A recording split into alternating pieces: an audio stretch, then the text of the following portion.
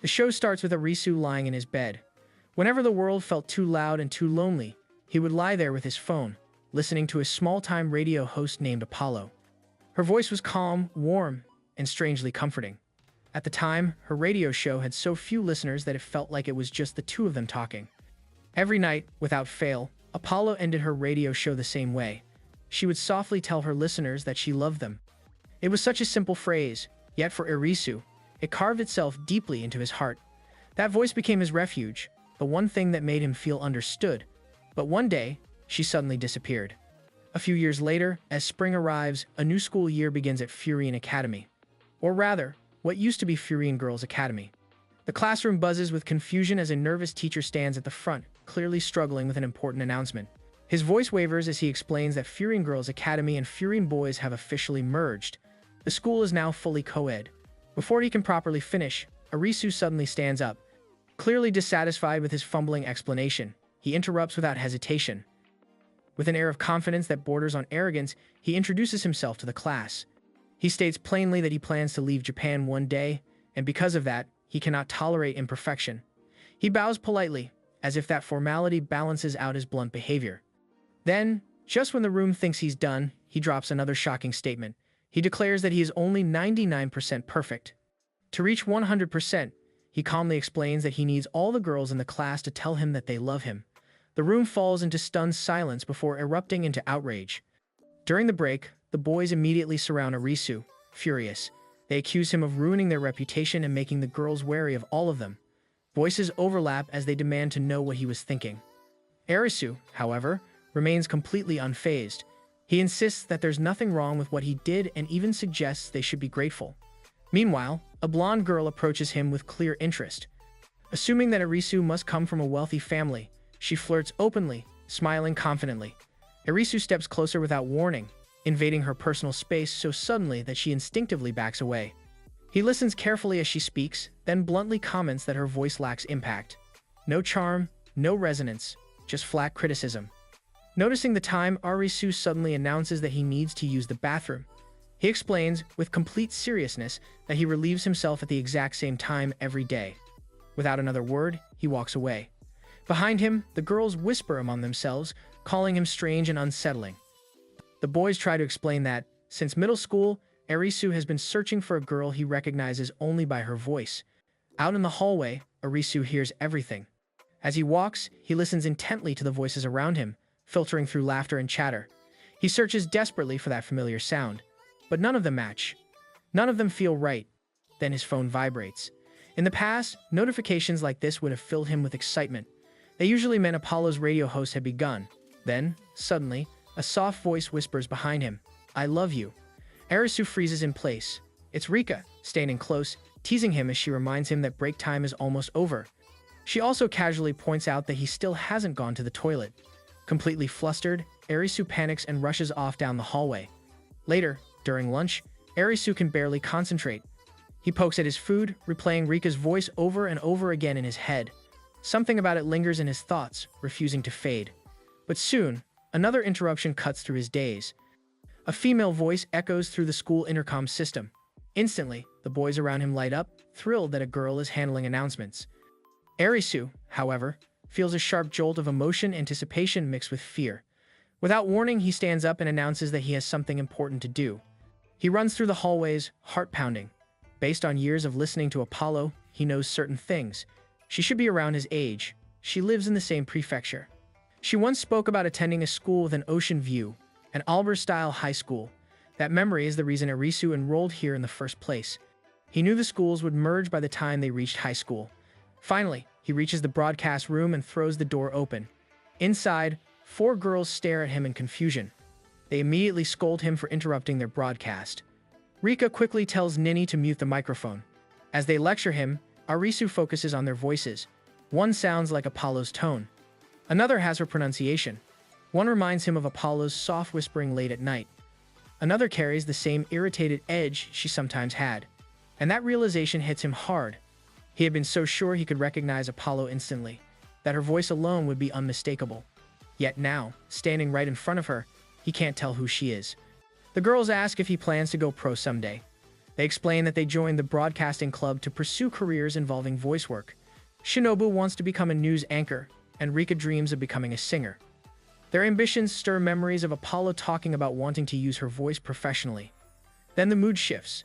Nini casually mentions she already knows about him because of his outrageous self-introduction. Arisu defends himself, explaining that he's searching for someone important. Aiko jokingly asks if that person might be her, showing him her VTuber model and admitting that her shyness is part of her persona. Rika jumps in, teasing Arisu and suggesting he came all this way just to see her.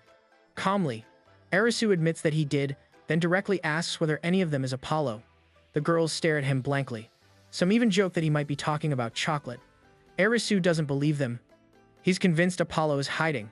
Her disappearance from the radio host must be intentional. Deciding not to push further, Arisu turns to leave. But the girls warn him not to come back unless he joins the club. Only members are allowed inside. Arisu turns around and declares that he's a professional when it comes to voice work. He points out their biggest weakness, the outdated equipment. Iko agrees but says there's nothing they can do. That's when Arisu makes an offer. He'll provide brand new equipment if they let him join. Silence fills the room.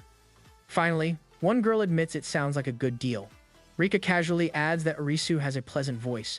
The compliment catches him completely off guard. Arisu confidently announces that he'll lead the club to greatness as president, only to be immediately shut down when Nini reminds him they already have one. When the girls ask how they can repay him, Rika smiles and tells him to face away. Suddenly, they surround him, their voices overlapping as they all say they love him. Overwhelmed and embarrassed beyond belief, Arisu panics and runs out, claiming he needs to finish lunch. Outside, he's certain now. Apollo is one of them. His thoughts return to her final radio host. He had been the only listener left when she ended it. She told everyone she loved them. Summoning his courage, Arisu confesses that he loved her too. Looking back on it now, the memory makes him cringe, and he can't help but scold himself for blurting out a confession to a girl he hardly even knew. Part of his urgency to find Apollo is selfish. He needs that confession deleted. He plans to become someone influential in the future, and he can't risk something so embarrassing surfacing later. By the end of the day, the club celebrates his acceptance. They force him into ridiculous party clothes, teasing him relentlessly. When Nini calls him their errand boy, he nearly snaps. But he swallows his pride and agrees to play along. The next day, Arisu reviews his notes and realizes that guessing won't get him anywhere, so he decides to carefully observe each of the girls instead. When he enters the broadcasting club room, only Shinobu is there, adjusting her script for the after-school broadcast, and she explains that she marks difficult words because she often messes up her lines before signaling him to stay quiet as the broadcast begins. Arisu watches closely, remembering that Shinobu dreams of becoming a news anchor and is also the student council vice president as well as a model honor student, and her voice sounds clear and professional over the speakers, but the moment she reaches the words she marked, she mispronounces them every time, making the mistake impossible to ignore, and without thinking, Arisu blurts out a correction while the microphone is still on. Back in class, his male classmates warn him never to correct Shinobu again, insisting her mistakes are part of her charm, so Arisu gives up arguing, walks away, and mentally lowers her on his list of possible Apollo candidates. Soon after, he overhears Nini excitedly talking about the comic Lillos, which Apollo once mentioned, and when a classmate asks Nini to read a character's lines aloud, her performance is surprisingly accurate at first, impressing Arisu, but she soon stumbles over several words and changes the story, leaving him disappointed. When Nini notices him watching and loudly calls him out for ogling her, Arisu tries to explain himself, but sensing the hostility around her, he quietly leaves and later sits alone on a set of steps, reflecting on how difficult it has been to identify Apollo and wondering if hearing her only through radio host has distorted his perception, realizing that voice alone isn't enough and that he needs to match Apollo's personality and passion as well. His thoughts are interrupted when Iko suddenly speaks beside him, startling him and quickly apologizing while explaining that she can't see well with her colored contacts, and she mentions that she uses this spot to do short break time streams as an aspiring VTuber. Iko sets up her tablet, greets her viewers energetically, reads a few comments, and ends the stream almost immediately.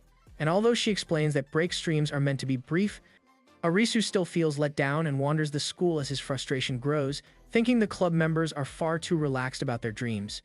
His thoughts return to Apollo and the promise they made to work toward the professional world together, and he begins to wonder if he was the only one who truly remembers the promise. Soon, Shinobu's voice echoes through the school for announcements. while elsewhere Aiko scolds Rika for slacking off, prompting Rika to casually wonder what Arisu really thinks of them, only for Arisu's voice to suddenly come over the intercom. Alarmed, the girls rush to the broadcast room and find Arisu calling out the broadcasting club for being lax, saying they shouldn't be treated like princesses and declaring that if Apollo is among them, she needs to remember their promise, and since he doesn't know who she is, he vows to make all of their dreams come true and push the club toward becoming true professionals, only to be kicked out immediately so the girls can retake the broadcast. Standing outside, Arisu receives a notification that Apollo is live, and as he listens, she warmly thanks him for always supporting her, apologizes for still hiding her identity, and finally confesses that every time she said she loved her listeners, she was always talking about him, leaving Arisu in silent shock as he stares at the broadcast room door.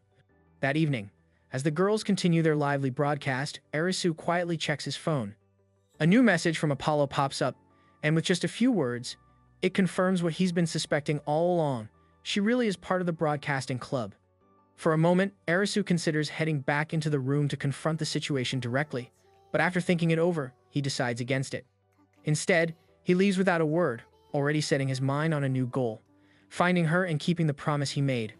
The next morning arrives far earlier than the girls would have liked. Arisu gathers everyone at the beach just as the sun rises, announcing that they're starting the day with a jog.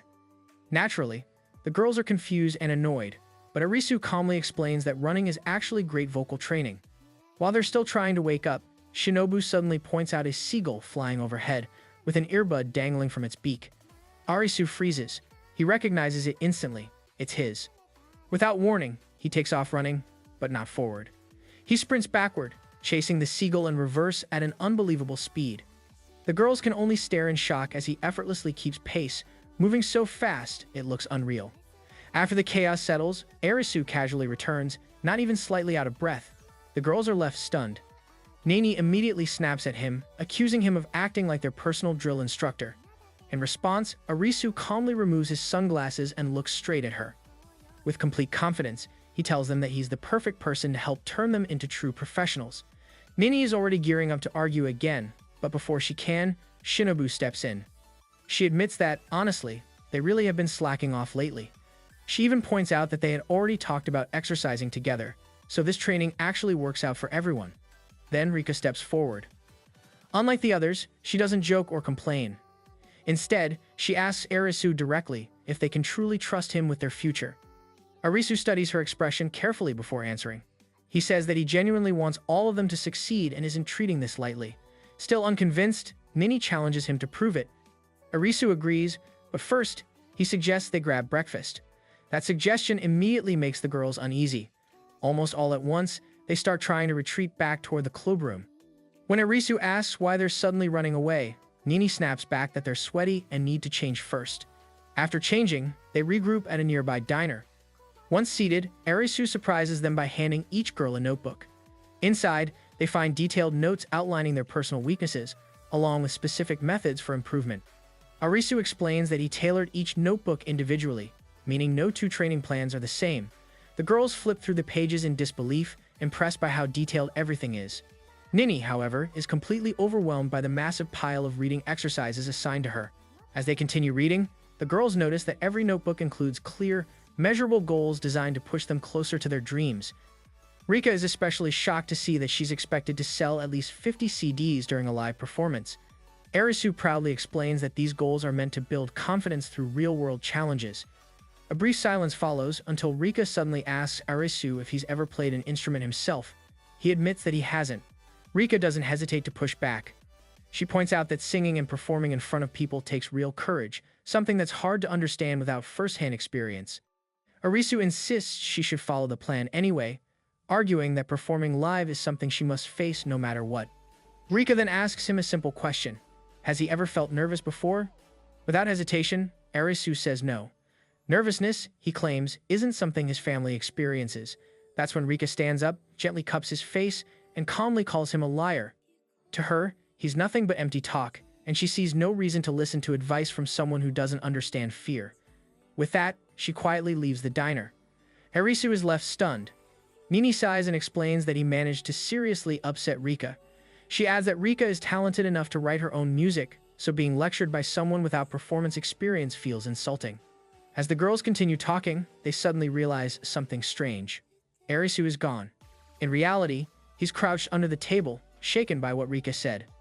After a moment, he starts laughing to himself and pulls himself back up. With renewed determination, he declares that the only way forward is to hear Rika perform for himself. A few days later, on Wednesday after classes, Arisu heads to the school courtyard. He's heard rumors that Rika holds small weekly concerts there, drawing crowds of devoted fans. As soon as he arrives, the girls surrounding the stage immediately notice him and begin shouting, telling him to back off. No matter how much he tries to explain that he's Rika's clubmate, they refuse to listen. Before things escalate, Rika steps forward and looks out at the crowd. Then she admits, out loud, that she's nervous. Arisu freezes. Those exact words instantly pull him back into the past, because Apollo used to say the same thing before singing on her streams. As Rika begins playing her original song, Arisu can't look away. She completely captivates both the audience and him. Memories flood back, quiet nights, Apollo's voice, and the comfort he felt listening to her sing. Those moments were some of the happiest times in his life. As Rika continues performing, the idea that she might truly be Apollo starts to feel overwhelmingly real. When she finishes her first song, Arisu realizes that her resemblance to Apollo goes far beyond surface-level similarities. Eventually, Rika announces she'll accept one last song request. While the crowd excitedly shouts suggestions, she glances at her backpack filled with original compositions and then briefly looks toward Arisu. Deep down, she realizes she doesn't want him to hear those songs. After the concert ends, she thanks her fans and walks over to him. With a teasing smile, she asks if his heart belongs to her. After everything he's just heard, Arisu immediately agrees and apologizes for ever doubting her. He confidently tells her that her live performances are guaranteed to succeed. Her expression hardens. She tells him she doesn't need his approval and walks away. Several days pass, and Rika begins to feel uneasy. She realizes she hasn't seen Arisu anywhere. Then she hears loud voices coming from the courtyard and rushes over. There, she finds Arisu surrounded by angry girls, desperately defending himself. When he spots her, he greets her casually and explains that he's performing. He says he's been practicing, to prove her wrong. Rika is left speechless. Then she notices his hand, wrapped tightly in bandages. Despite herself, she can't help admiring his determination. She apologizes to the crowd for forgetting to announce that today's performance will be a duet with Arisu. Then she steps onto the stage beside him, leaving Arisu completely confused. She reassures him that he can play whatever he wants and that she'll support him. After the performance, Rika teasingly comments on how rough it was and asks if he finally felt nervous. Even then, Arisu stubbornly refuses to admit it. Amused, Rika suddenly presses her ear against his chest. The move completely traps him in place. She smirks when she hears his heart pounding wildly. Meanwhile, on another afternoon after class, Nini leaves the clubroom early. Aiko jokes that she's probably up to something shady. Arisu reminds her about her language exam goal, which only makes Nini furious. She curses at him and slams the door. Arisu suspects she's getting into trouble, but Shinobu calmly assures him she's fine. Still unconvinced, Arisu decides to follow her. He sees Nini enter an empty classroom and quietly approaches. Through the door, he hears her reading a comic aloud. Her voice is surprisingly sweet, but something about her acting feels off. Unable to hold back, Arisu slides the door open and bluntly tells her that her acting is terrible. Nini explodes. She declares that Knightly Love is the hottest romance manga around and launches into an excited explanation of its forbidden love story between a knight and a princess. She vividly describes her favorite scene, where the princess pretends to brush dirt from the knight's armor, secretly kissing his helmet. So caught up in her rant, she doesn't notice how close Arisu has moved. That's when he notices the announcement on the cover, auditions for the anime adaptation. With her secret exposed, Nini insists she needs to practice alone. Arisu refuses, saying her success is now his responsibility. When she still resists, Arisu starts revealing his own embarrassing stories, blushing as he speaks. He tells her that if she's going to be embarrassed, he'll be embarrassed too. Finally, she admits she wants to audition, but she's never been in a relationship and doesn't know how to act one out. When she accuses Arisu of not taking her seriously, he calmly says she needs experience. Without warning, he kneels, takes her hand, and asks her to be his girlfriend. Nini completely loses it. Arisu explains it's just acting, straight from the manga. He insists she accepts so she can prepare properly for 3 weeks. When she refuses, he accuses her of not taking her dreams seriously, saying that if she can't even dedicate 3 weeks to preparing for the role, then she must not truly care about her dreams. Judging by her expression, Arisu can tell his words have hit home. The next day, they arrive at school holding hands, shocking everyone. Nini is clearly panicking, while Arisu plays along far too well. He even offers to carry her on his back, casually reciting manga lines.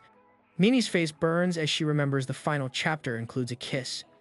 As days pass, the club notices something odd. They argue constantly and act nothing like a couple. Shinobu believes this means they've grown closer. On the 20th day, Arisu and Nini find themselves alone in an empty classroom. With the deadline fast approaching, the only scene left to practice is the kiss. At first, Nini fixates on her chapped lips, feeling self-conscious. Her thoughts soon spiral further, and she begins to wonder if Arisu agreed to help her all this time just so he could kiss her. Irritation wells up inside her, and she's on the verge of snapping at him. That is, until she notices Arisu quietly reading through the comic, fully absorbed. In that moment, Nini realizes she was wrong. He truly wanted to help her. Reluctantly, she admits that Arisu is actually a better actor than she is, and that practicing with him has helped her grow. Steeling herself, she prepares for the kiss, fully expecting him to make the first move. Instead, Arisu calmly tells her to get plenty of rest for the audition. Caught off guard, Nini asks if they aren't going to rehearse the kissing scene. Arisu replies that they won't. He explains that a kiss should only be shared with someone you truly love. His words surprise her. Flustered and unsure how to react, she hides her feelings behind anger, calls him an idiot, and storms toward the door. Just before she leaves, Arisu softly wishes her good luck. After hesitating for a moment, Nini admits that she had a little fun during the past 3 weeks before walking out. The next day, Nini announces that she didn't pass the audition. The news hits Arisu so hard that he faints on the spot, overwhelmed after all the preparation they went through. Nini quickly adds that it isn't his fault. Even so, Arisu apologizes for not being able to predict the outcome, lifting the comic to cover his face and hide his regret. Watching him like that, Nini suddenly remembers her favorite scene. Deciding it's the perfect opportunity, she leans in and gently kisses the book covering his face. As she turns to leave, Arisu grabs her hand and asks if she kissed him. Without hesitation, he bluntly asks if she's fallen for him. Enraged and flustered, Nini flips him over her shoulder and loudly declares that she hates him before storming out of the classroom. The outburst startles the broadcasting club members waiting outside. They rush in to find Arisu down on one knee. Shinobu calmly reassures him that Nini was clearly lying when she said that she hates him. The others smile knowingly, having noticed how Nini's ears had turned bright red when she left. That marks the end of today's Animerecap. If you enjoyed the video and want more of it, please support the channel by leaving a like and subscribe. Let's help us reach a current goal of 10K subscribers.